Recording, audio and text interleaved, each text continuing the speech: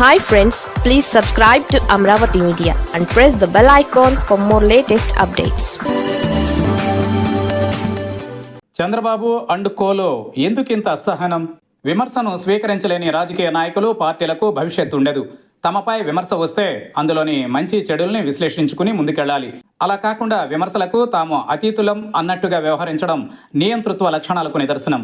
ప్రస్తుతం టీడీపీలో అలాంటి లక్షణాలు కనిపిస్తున్నాయా అంటే అవునని రాజకీయ విమర్శకులు అంటున్నారు. టీడీపీకి అపరిమిత అధికారం, ఆ పార్టీ ఇష్టానుసారం చేయడానికి లైసెన్స్ దక్కినట్లయింది.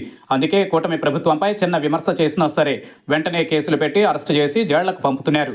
గతంలో ఎప్పుడూ టీడీపీ ఇలా ప్రవర్తించిన దాఖలాలు లేవు.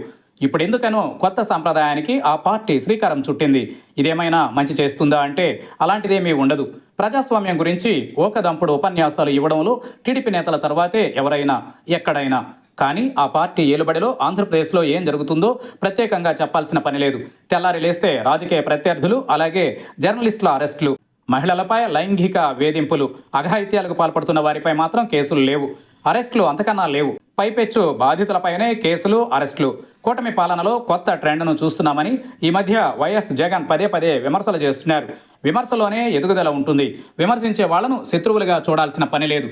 మంచి కోరేవారెవరైనా లోపాలని ఎత్తి చూపుతారు. విమర్శల్ని స్వీకరించే సంస్కారాన్ని బట్టి ఎదుగుదల ఆధారపడి ఉంటుంది.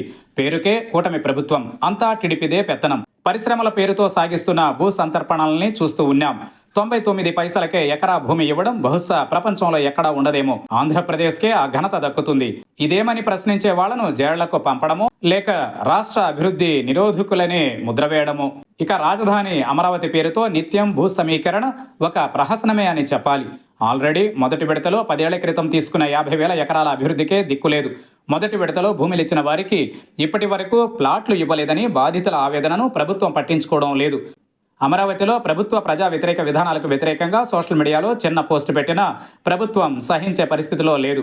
ఈ విషయమై సుభాష్ అనే కస్టమ్స్ ఉద్యోగిపై సస్పెన్షన్ వేటు వేసింది. అసలు అమరావతికి ద్రోహం చేస్తున్నది ఎవరు? లోతుగా పరిశీలిస్తే అర్థమవుతుంది. అలాగే అమరావతి శ్రేయోభిలాషులైన కేంద్ర మాజీ మంత్రి వడ్డే శోభనాద్రీశ్వరరావు, ఏబి వెంకటేశ్వరరావు తదితరులతో మాట్లాడితే అక్కడి రైతులను ప్రభుత్వం ఏ రకంగా మోసం చేస్తున్నదో అర్థమవుతుంది. పాలనలో తప్పుల్ని ఎవరైనా చెబితే పాలకులు సానుకూలంగా తీసుకోవాలి. ప్రజలకు నష్టం కలిగించే విధానాలని సరిదిద్దుకోవాలి. అలా చేయడం మానేసి మాటెత్తితే అరెస్టులు అంటే పరిపాలన ఏ రీతిలో సాగుతుందో అర్థం చేసుకోవచ్చు. పోనీ తప్పుడు పోస్టుల్ని సోషల్ మీడియాలో పెట్టిన వారిని అరెస్ట్ చేస్తుందా అంటే అలాంటిదేమీ లేదు. తమ ప్రత్యర్థులపై టీడీపీ, జనసేన నాయకులు చెలరేగిపోయి తీవ్ర అభ్యంతరకర పోస్టులు పెడుతున్నారు. వాటిపై ఎన్నిసార్లు ఫిర్యాదులు చేసినా పోలీసులు ఎఫ్ఐఆర్ నమోదు చేయడం లేదన్న విమర్శ వైసీపీ నాయకులు చేస్తున్నారు. ఇది నిజం కూడా. చివరికి ఈ ప్రభుత్వం ఎంతవరకు వెళ్ళిందంటే మాజీ మంత్రి అంబటి రాంబాబు ఇంటిపై 5-6 గంటల పాటు యథేచ్ఛగా దాడి చేసినా ఇంతవరకు ఒకరిని కూడా అరెస్టు చేయలేదు. ఇక సామాన్యులపై దాడులకు పాల్పడితే న్యాయం జరుగుతుందని ఆశించడం అత్యాశే. వైఎస్ జగన్ మీడియా వ్యవహారాలను చూసే పూడి శ్రీహరి, అలాగే తెలంగాణ జర్నలిస్ట్ కేవీఆర్ పై పోలీసుల వేధింపుల్ని మాజీ ముఖ్యమంత్రి వైఎస్ జగన్ ఎక్స్ వేదికగా తప్పుపట్టారు. ప్రజాస్వామ్యంలో ఇదేం ధోరణి అని ఆయన ప్రశ్నించారు. ప్రతిపక్షాలు, ప్రజాస్వామ్య ప్రేమికులు ఎంతగా ప్రశ్నిస్తూ నెత్తి నోరు కొట్టుకుంటున్నా కూటమి ప్రభుత్వ తీరులో ఎంతమాత్రం మార్పు రావడం లేదు. రెడ్ బుక్ పాలనే తమకు ప్రామాణికమన్నట్టు వ్యవహరిస్తున్నారు. చివరికి ఇది తమ మెడకు చుట్టుకుంటుందని టీడీపీలోని కొందరు నేతలు వాపోతున్నా ఎంతమాత్రం ప్రయోజనం ఉండడం లేదు. ఒకవైపు కూటమి ప్రజాప్రతినిధుల దోపిడీ, విచ్చలవిడి అవినీతి, సామాన్యులపై దాడులు కూటమి ప్రభుత్వంపై వ్యతిరేకత ఉందనే ప్రచారానికి కారణమయ్యాయి. దీంతో పాలకులలో మరింత అసహనం పెరిగింది. ప్రజాప్రతినిధుల్ని కంట్రోల్ చేయడానికి బదులు ఆ విషయమై ప్రశ్నిస్తున్న వారిని భయభ్రాంతులకు గురి చేసే ప్రయత్నం ప్రభుత్వం వైపు నుంచి నిత్యం కొనసాగుతోంది.